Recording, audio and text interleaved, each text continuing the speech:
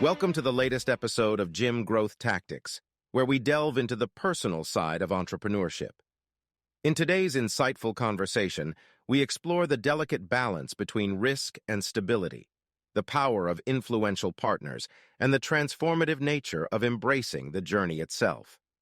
Join us as we uncover the depths of entrepreneurial growth and learn from the experiences of those who have navigated the challenges and triumphs of building their own businesses. Get ready for a thought-provoking exploration of the entrepreneurial world. Let's dive in. Hey, Jared, welcome to the Gym Growth Tactics podcast. Super stoked to have you, man. Appreciate you spending some time with me today. So I've known Jared for we've been working together for almost a year, maybe. I think maybe even a little over a year, right around it. Yep. Yeah. And I mean, today you've had a really cool story just with the growth you've experienced. And I think the growth you've experienced as a better business owner, entrepreneur, leader.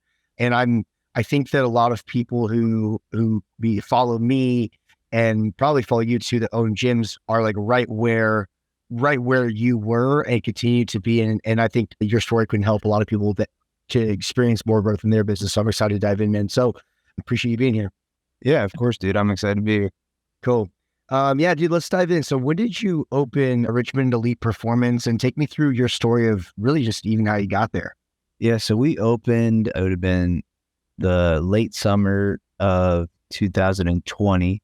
So kind of just after COVID had really hit hard. You know, I own another business called Richmond Weightlifting, which is an e-commerce business. We sell, we specialize in like leather wrist straps and leather belts for Olympic weightlifting, since I compete in the sport of Olympic weightlifting. And so that business has kind of been my thing up until the gym. I've always wanted to own a gym. I remember in college, I wrote like business plans. So I actually have a business degree, marketing degree, and some of my entrepreneurship classes, stuff like that, we had to write like business plans. And like all my business plans were like owning a gym. So anyways, I've always wanted to own a gym. And there was an opportunity that came up like right before COVID hit for this space, because another gym was trying to close down. And we started negotiating and we just couldn't quite come to terms. We kind of just put it on the back burner. Then COVID hit, which was kind of a blessing in disguise for us, right? Everybody had to be shut down for a little bit. And then after we were able to open things back up, that same, landlord reached back out and said, hey, let's talk again. We can kind of, work on some of the terms, and we were able to figure some stuff out. And, we opened up, I think in August of 2020. So we're coming up on 3 years now of business, and it's been kind of crazy. So.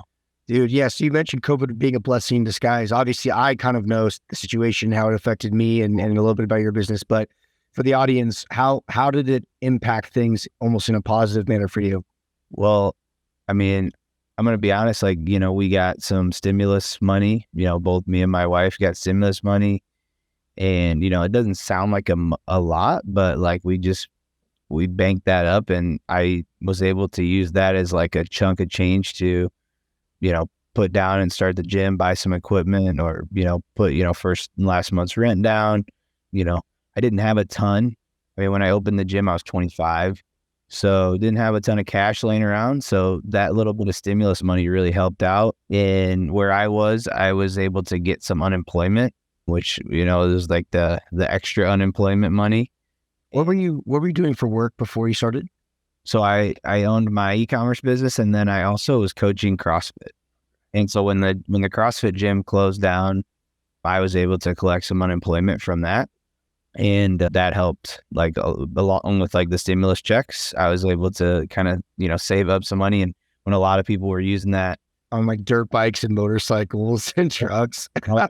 Yeah, and it's funny because people are like, invest that. If you would have invested that in the S&P 500 or whatever, you would, have gotten this return. But it's like, I invested it into a business, and my return was, 100-fold of that, right? So anyways, that's kind of how it helped out. And also, I think COVID kind of created the opportunity to get our space at at a cheaper rate than we might have been able to before.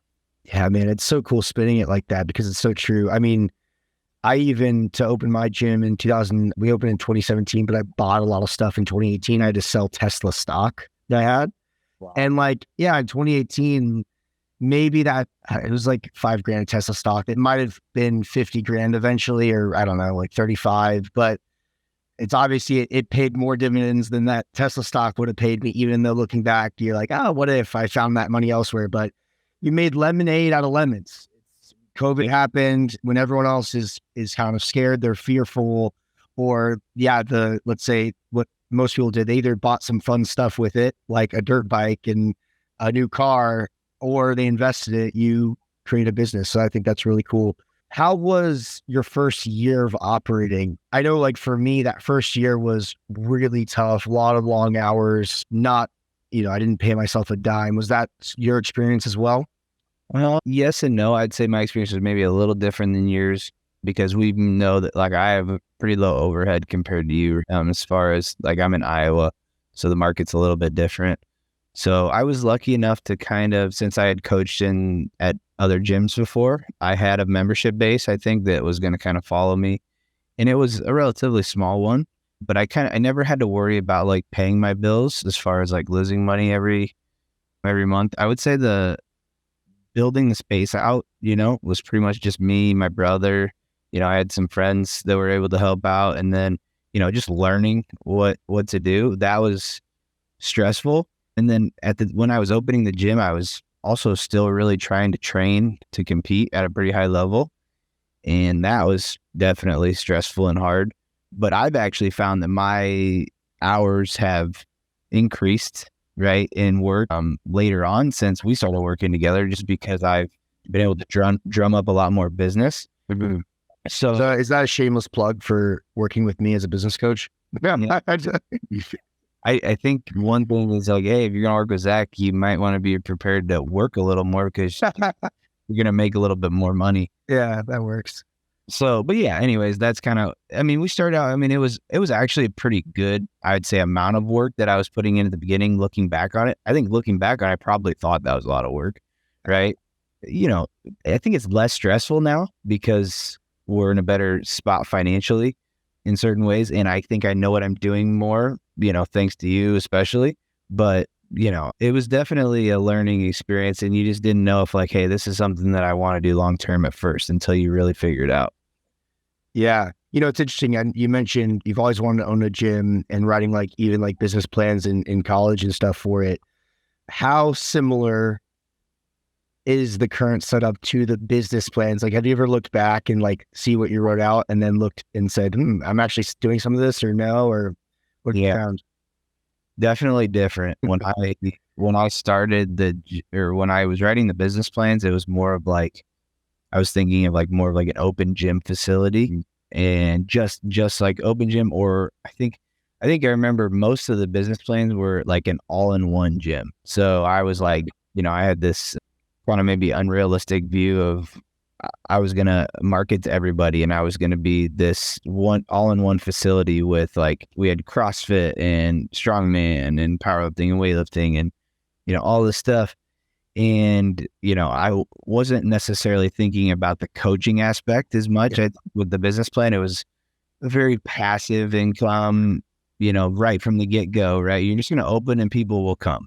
Mm-hmm. I think like the thought back then, and not realizing that, and there's actually a big facility that got built in the meantime in our area that I can compete with. It's like a publicly funded.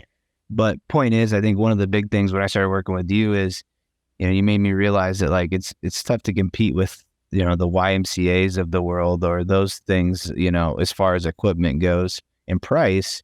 So you have to figure out what's going to separate you. And for us, that's our coaching and our niche, which is, high school athletes, youth athletes. So that in training like high school and youth athletes, at least in like sports performance, was not the plan. If I trained them, it would have been like for Olympic weightlifting.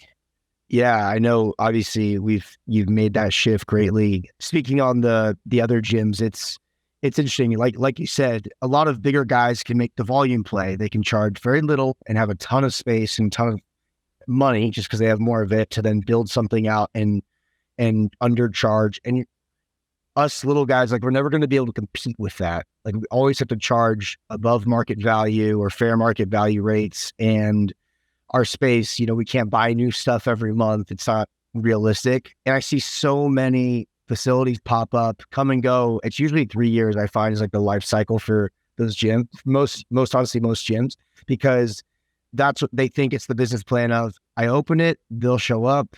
And then I just need, once we fill it up, I'll get more space and keep going like that. And it just doesn't happen. And so when did that shift occur with you? I know when we spoke, you were already primarily weightlifting coaching, Olympic weightlifting coaching.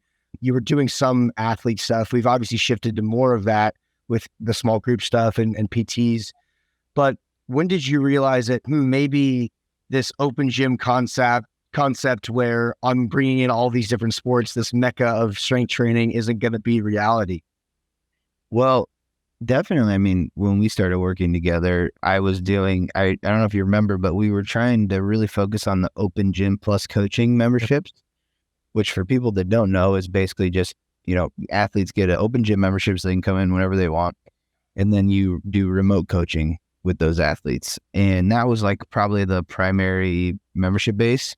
Couple problems with that we started seeing is that our gym became really crowded. Like we had a lot of those members at night, and it was like, okay, we're starting to like maybe need to expand on space, even though like, the margins didn't maybe call for expanding on space. And then also just, I feel like in our area, it's kind of tough to charge enough for that style of membership without including some sort of in-person training. And I started kind of reflecting and realizing that like, the higher margin stuff was coming from the in-person coaching. And those are more like the higher ticket, sales items. And we didn't have to have as many members to make as much money if we focused more in person. So actually, like at the beginning, when we made that shift, people would notice that the gym was less busy. And, we had some people reach out and say, hey, are you like, is the gym doing okay? Like almost. And it was doing better than it ever had, financially, but the gym wasn't as busy. And it made a lot of sense to me. It's like, hey, if we can keep the gym from being packed all while making more money, that makes a lot more sense. And now we're getting to the point where it's kind of packed and we're making a lot of money, and, we got to look into a new space and all that. Right. But if we kept going down the other route, the margins just weren't big enough to make sense. Yeah, it's the increase in client value. Like if we can raise average client value to 180, 200, 250, whatever it is, from 80 a month or 100 a month or whatever for an open gym concept, you can have way less people, give them a much better experience. And the other thing is, I think with coaching too, it's less risky of a business endeavor because there's added ways in which we can really engage clients. Whereas again, when it's just an open gym concept, it doesn't work. Chad, I used to work for Chad Wesley Smith of Juggernaut when in end of high school and into college. And even if he listens to this, he won't even care that I share it, because like he opened his facility and he thought, he had a big reach with a lot of people, a lot of athletes with big reaches. And I think he thought that he would open it and people would show up. And the location was in South Orange County, which isn't as good for like strength training. It's a lot more like older people, like old money.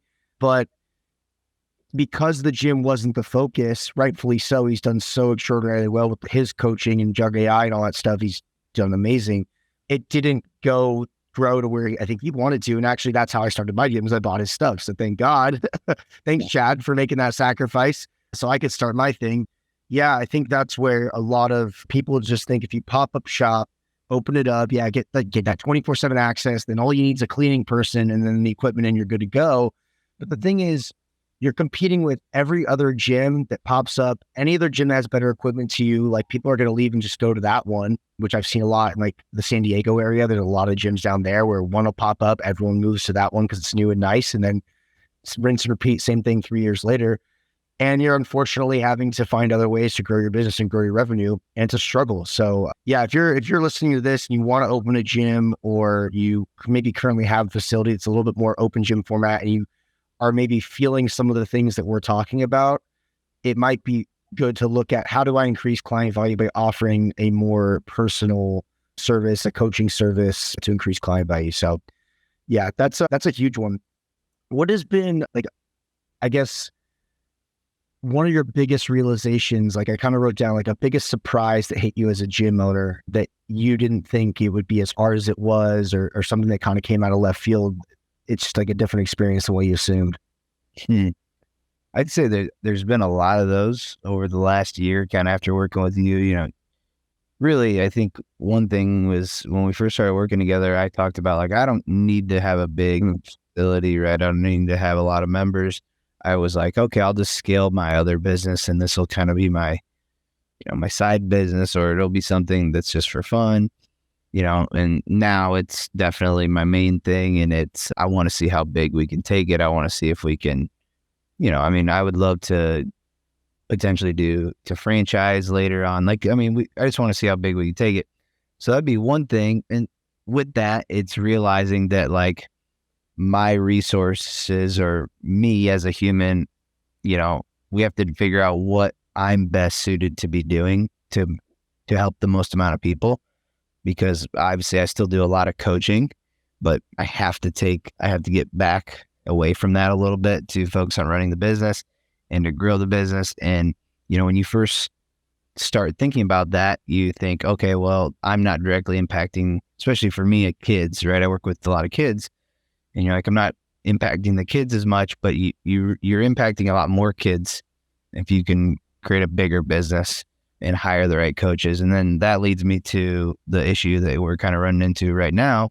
And it's just figuring out, you got to bring in the right people to work for you. I think that was the biggest thing too, is like, I thought it would be a little bit easier to have coaches that, you know, it makes sense for, right? Like they're knowledgeable, you know, they are happy to work for you. They're happy with the pay, all of those things. I think that can be a tricky thing in the gym business, is like finding the right fit for somebody who is in the right place in their life to be a coach, you know, be able to work the hours that we need them to, right? Be the type of person we need them to be knowledgeable like we need them to be. And then also like, you know, make the money that we have to, you know, we have to pay them essentially, not, you know, we can't pay them a fortune. There's definitely ways in which we can create a, you know, a higher income experience for them, but it's hard at first to create like a full-time position for them.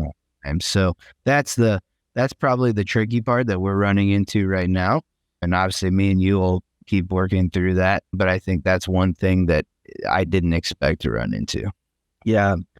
Talent. People ask me all the time about, hey, how do you hire coaches? How do you find talent? And I think that in our industry of just like strength training and sports performance, it's tough. Like talent exists, but when we're a small business, we can't afford to just pay someone full-time wages off the get, because they don't have a client roster that's even paying for their wages quite yet. And we don't have the extra cash on hand or the margins to float someone.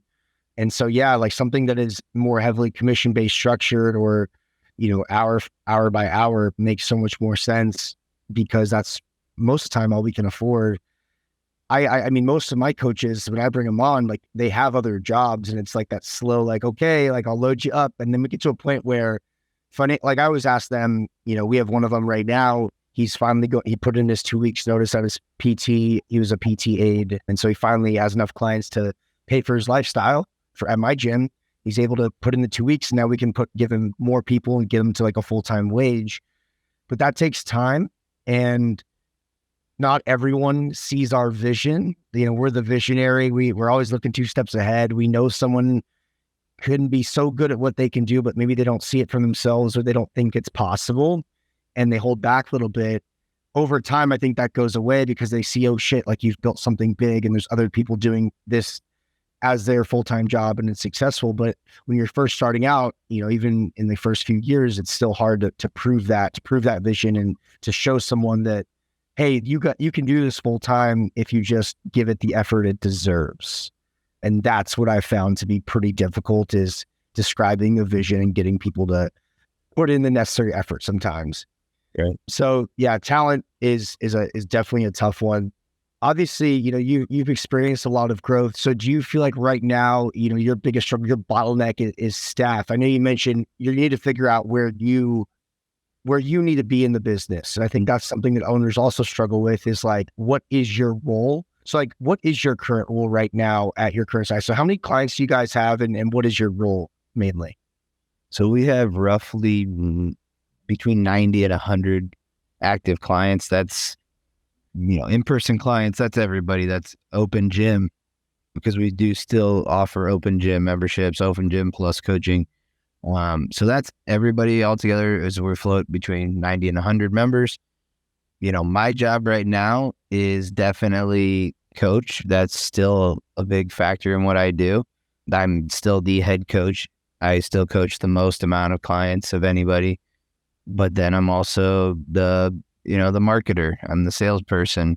I'm the guy that answers your emails. So I'm your customer service representative, right? So I'm everybody basically right now. I'm not the cleaning person. I have one of those. There's a few other miscellaneous administrative tasks that I've been able to outsource.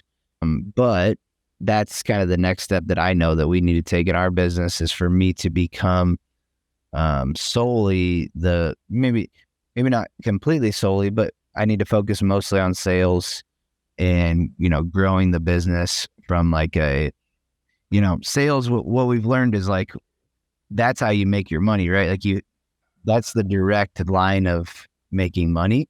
The coaching is more of a retention thing, right? So I need to focus my energy more on what is actually going to bring in revenue. And then, trust in our coaches, which we've, worked with and trained to, keep our clients happy, keep them progressing, and retain the members once I've brought them in. But yeah, right now I'm everything. Yeah, you hit it on the head. So obviously you're wearing all the hats, but the salesperson's the quarterback of the offense. And if you don't have your A player there, we're not doing it right. And that's, I've told you this, something I regret is I let go of sales too early, and we did okay, but it took a long time to maybe get to the performance. Hey, not to brag, but I'm pretty good at it. And it took a long time to get to the level of performance that maybe I was performing at when it wasn't necessarily me at all anymore, me being a part of the process. And the other big realization I had is once I let go of the sales, I stopped knowing a lot of the members, because that was my touch point. I got to know faces and names and be a part of their journey and their story. And after I gave up sales, I lost my role in the business in a sense. I was like, wait, what? I don't know anyone anymore. And that's been a tough shift that I'm still, working on to this day. But that realization of finding out where you belong, and same thing, if you're listening to this and you're at a similar level where it might be time to start offloading some duties, you definitely want to stay in the position that touches the most people and that makes the most of the difference. And that's usually going to be on the front end with sales. On the coaching side, with retention, it's offense and defense. So your retention is your defense, creating a nice client experience, creating that coaching relationship. But it's really, I think it's easier to maintain good client rosters when you have those retention pieces in place. And those are easier to do than to get an awesome salesperson or train someone up. It just takes longer to do the latter, where we're getting someone really good at sales. So that's a great nugget there. One of the things that a lot of people were at the point of the journey that you're at struggle to balance life, training, work, all that stuff. I know you mentioned that obviously, like, you used to be, well, not used to be, you're not washed or anything, Jared, but you were, are you washed? Completely washed. You were a really good weightlifter, and let's actually dive into that first, because this is a tough one. I mean, how has your training? What was the realization that you made when it came to your training, gym ownership, and maybe realizing that crap, like, you can't do both to the level you want to do that, and you have to make a decision? Yeah, I'm actually really glad we're talking about this, because it's kind of been something that's been on my mind a lot lately. When I first opened up the gym, I really tried to maintain my athletic performance, because that's, at the end of the day, that is what's gotten me to where I am. Like, nobody would have wanted to be coached, or my gym's called Richmond Elite Performance. So my last name's on the business, which I know you don't recommend, and I would not recommend either, but go by the acronym of REP. But anyways, I have a lot of clients that work with me because of how good of a weightlifter I was. So at least in the beginning, that was an important piece to the puzzle. And also, if by being a good weightlifter, I was coached by Max Ada, probably the best weightlifting coach in the country, if not one in the world. I mean, incredible. So I was able to learn from him, learn from Chad, learn from a lot of these guys. And, that's made me a great coach. So that is super important, to our business. So anyways, I tried to maintain that, and I found it really hard to grow the business and maintain that. So what I would find is that I would actually go in like waves. And I think you talked about this before too, but like you go in waves almost like where you're like grind mode on the business. And then you maybe you coast for a little bit, and that's when I would, train more.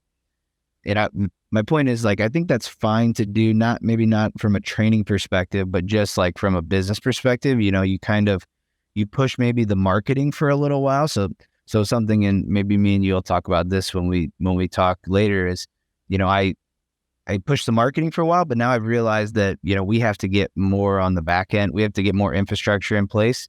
And it doesn't make a ton of sense to just keep marketing when we don't have the back end infrastructure.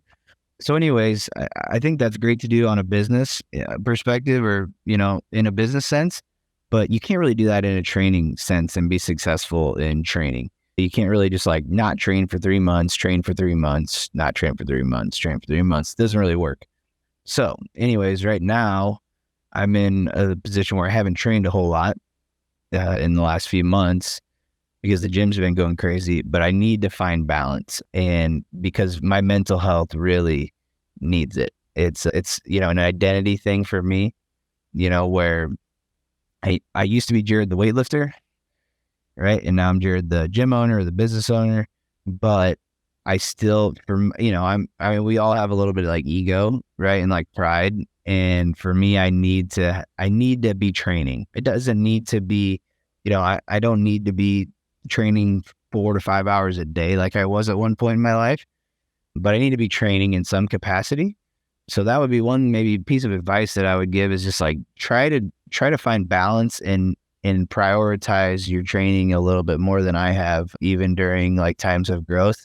I think it's worked out for me, but it's hard to get back on the horse. So I think, maybe that was a little bit of like a therapy, like vent from me, but definitely realizing that at the end of the day, now I am more focused on Jared, the gym owner, Jared, the business owner, Jared, the entrepreneur. That is definitely more my identity, and I'm okay with that. But I don't think I ever want to fully let go of like Jared, the weightlifter. Absolutely. I mean, that was really a good bit there, just because, I've gone through it. A lot of people own gyms, and then they stop training. They get into it because they're so passionate about training. And they open a gym, and you're like, oh, I'll be able to train all the time out of the gym. And then you realize you get too busy. And sometimes because it's your work, it's the last thing you want to do. You kind of want to get out and escape. Yeah. But then you lose that sense of self. I also went through something similar with powerlifting, and then now even with jiu-jitsu, because I compete at jiu-jitsu at the high level, I've come to this realization that you can't do both. Like I don't know how good I can get at jiu-jitsu at a high level competing. I don't know why I even need to be. It doesn't matter. It doesn't pay my bills. It doesn't bring me I'm not becoming famous or anything from it. I don't need to be, but it's starting to maybe take away from my business growth. I even found I called my Bartell attendant in December, and I started training again like a month and a half, 2 months ago. And I was so productive in business when I was just lifting like 4 days a week instead of doing jiu-jitsu and lifting, and all those sessions. But I think that's a good thing, because the other thing is, I don't think you should ever stop, because that gives you your edge. I think athletes, people that come from that athletic background, we need that physicality. Like I call it's physical prowess. Like when I don't feel strong or healthy or sharp, everything else falls apart. Everything else in my life. And there's that sense of, even if you're achieving great things on the entrepreneurial side, you're making the money you want to make, you're doing things you want to do, when you lose that physical prowess, or at least for me, I feel like I still feel inadequate, very inadequate. And it's not a good feeling. And so that's a great piece of advice to schedule your training. It's just as important as, you're meeting someone to sign them up at your gym, or you have some work that needs to get done. It's putting it in the calendar and solidifying it, so it gets the time it deserves. There may be points things are really busy and you're capturing some momentum and you're riding a wave, but there has to be an end date. There has to be a point in mind of like, okay, this is a short term. I'm moving my facility, I'm expanding, I'm going to build it out, and I've got to put all I've got in the next 3 to 4 weeks, and then I'm going to go back to training consistently again. It's all about momentum and capturing momentum. And so I think that's a really good piece of advice, just because I think a lot of people lose that edge when they stop training. You lose your confidence in a way. Like that's what, I mean, I think both of us probably, right? Like to be an entrepreneur, you have to be a pretty confident person, I think, right? You have to have almost like an unwavering belief in yourself, right? And I think that you have to remember what gave you the confidence in the first place. And for me, like my whole life's been athletics, high school, college, whatever. It's all been just sports and athletics. And so I realized that's what gave me my confidence, was like my ability in sports. But like you said, you can't do both at a high level. And it was kind of funny. You said like when you tore your patella tendon, your business was definitely growing more, right? Or you were more productive. And it's like, that's kind of what I meant, was like, I could find myself. It's like, okay, I'm training and training's going really well right now, but business is not growing. Right. Or vice versa. And I think that also goes back to where I'm at, where I need to take a step back from all the coaching. It's so I can schedule myself time to train. And then that way I can have an hour, maybe 2 hours even, of time to just train, keep myself at least, satisfied with like my, athletic ability, and then keep myself confident to run the rest of my business. Exactly. It's that all or nothing mentality that I think gets me in trouble sometimes, because it's made me really successful. Everything I do, I want to go all in, but I go all in and I burn out really fast. And you just can't be 100% on business, personal life, training. I mean, something's going to suffer or you're going to break. Like there's just unless you don't sleep, and then you'll break. I think for, like you said, a short period of time. Yeah. Yeah. It's like you can do all or nothing for like a sprint. That makes sense, right? When you run, you can run really hard for a short distance and then you got to rest. But once you sprint, right? Like once your business becomes once you get through that phase, you have to find balance. And I think that's where we're at in our business, is we've been sprinting for like the last year. Right. And, I think that we're in that phase where we have to, okay, now it's time to find balance. Maybe not grow, as fast, or, find or at least for a period of time, build out the infrastructure of the business and build out my lifestyle, right? Like you almost have to, like, what I'm realizing is I have to figure out how to build my lifestyle, what's to fit my family and to fit my needs. Cause you could ask my wife, it's been, it's tough, right? Like when I'm pushing, I'm like you, all or nothing. Mm-hmm. Mindset. And some things in my life have definitely been neglected over the last year, which again I don't think is necessarily like the worst thing in the world, but it is on a long term, right? Like in a long term sense it is. So in a short term sense I think it's okay, but I think in a long term sense I have to, and a lot of gym owners have to figure out a way to build out the lifestyle that they're going to be able to sustain for years, because we know somebody who does this for more time is going to be more successful than somebody that burns out in a short period of time, right? It's kind of like fitness, right? We tell our clients the same thing, right? When they come in, they want to work out 7 days a week and for, 3 hours a day, and you tell them, hey, like, I love your enthusiasm, but, you're not going to be able to sustain that and you're going to quit after a month. And I'd rather you train, 3 times a week right now for an hour a day. And we build that up, right? We make it work within your lifestyle. Yeah, it has to be relatively sustainable. Like you said, there's peaks and there's valleys, and we can't be forever peaking, or else there's nothing being built. And so that's actually a really good analogy. I have an interesting question for you. So you mentioned obviously your wife and stuff like that, and I know she's pretty supportive. I my family wasn't super supportive in the beginning, and like I've, my amazing supportive girlfriend, but I think sometimes there is I definitely struggle with the balance there. How have you found, like, has your family been pretty supportive, the people in your corner? I mean, are there things that, like, I guess, like, do you feel like you can do better there, or do you feel like you have some of that balance, or that's something that you're trying to achieve? So as far as my family goes, like my parents are super supportive. They've always been super supportive.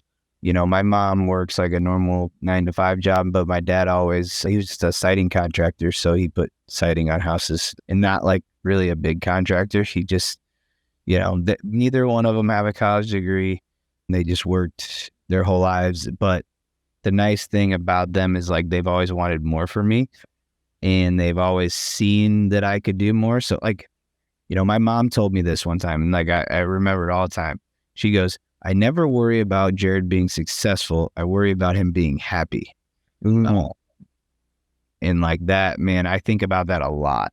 But the point is, I mean, it's going to sound a little arrogant, but I don't think I've ever done anything that I haven't like excelled in.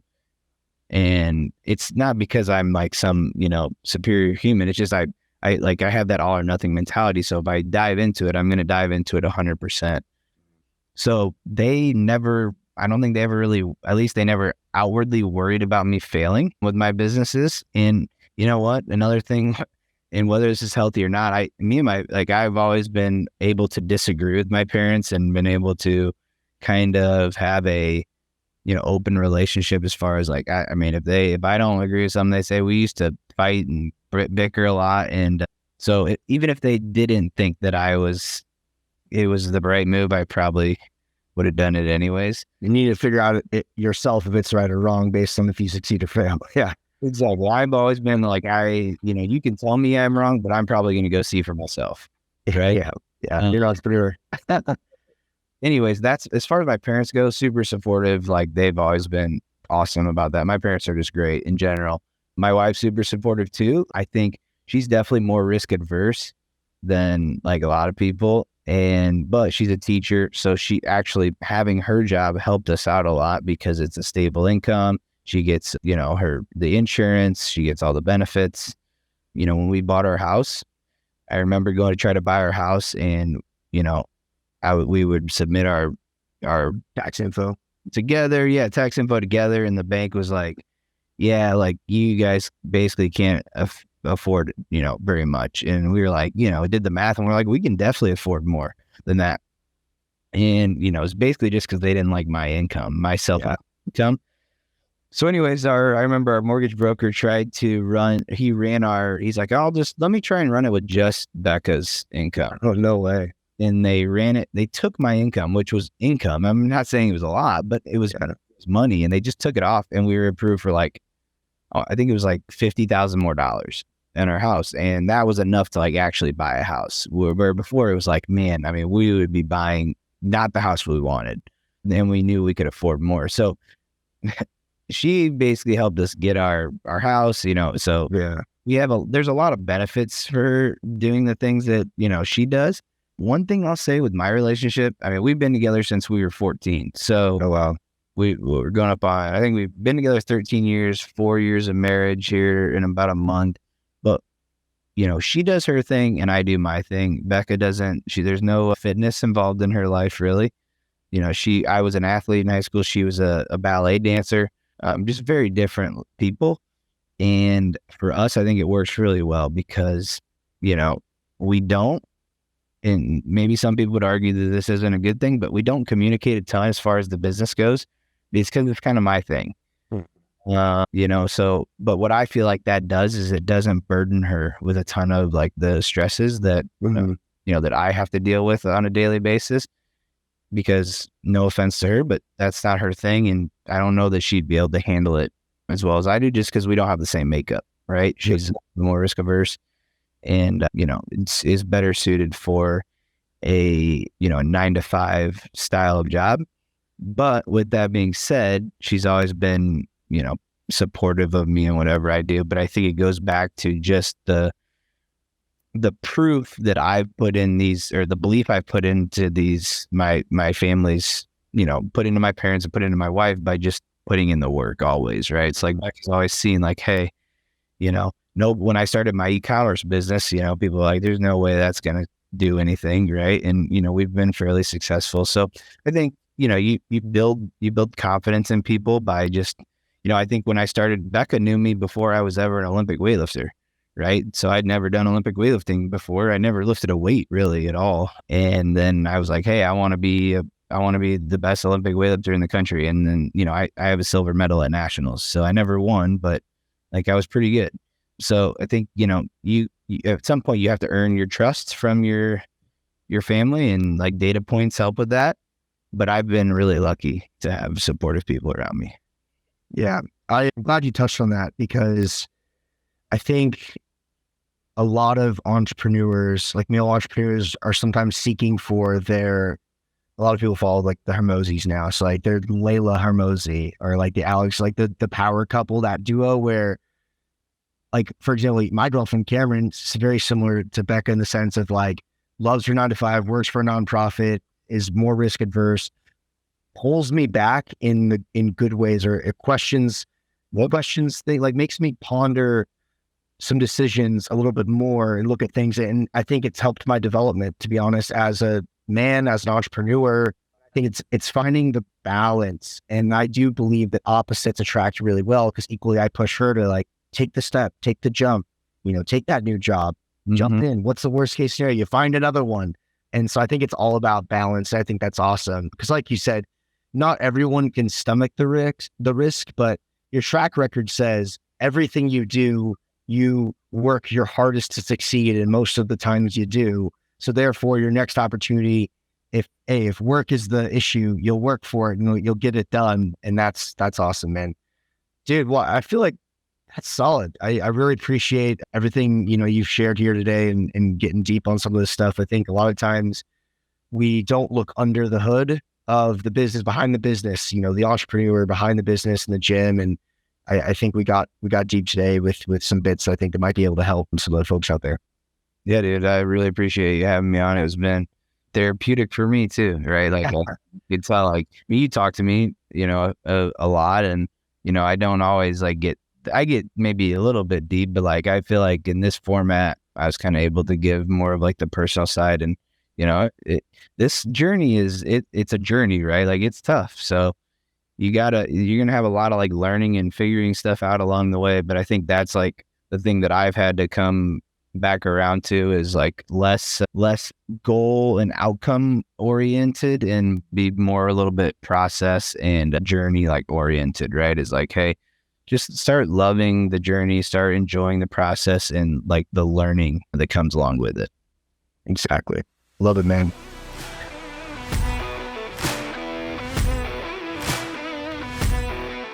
Thank you for tuning into the Gym Growth Tactics podcast.